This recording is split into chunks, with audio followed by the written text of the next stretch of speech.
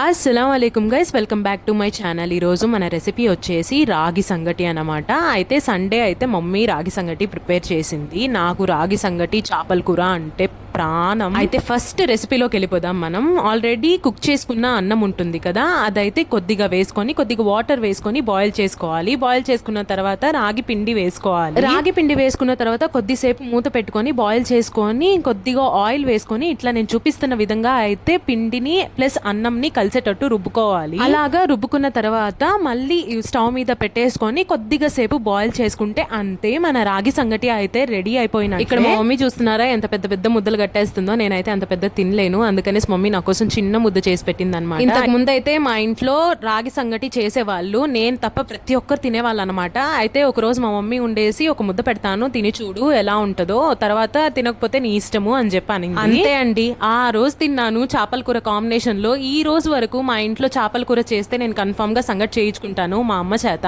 అంత ఇష్టం అయిపోయింది నాకైతే రాగి సంగటి. రాగి సంగటితో చికెన్ కర్రీ కూడా బాగుంటదంట, నిజమేనా? కామెంట్ చేయండి. అంతే, ఇంకా వీడియో నచ్చినట్లయితే లైక్ చేయండి. Bye, thank you.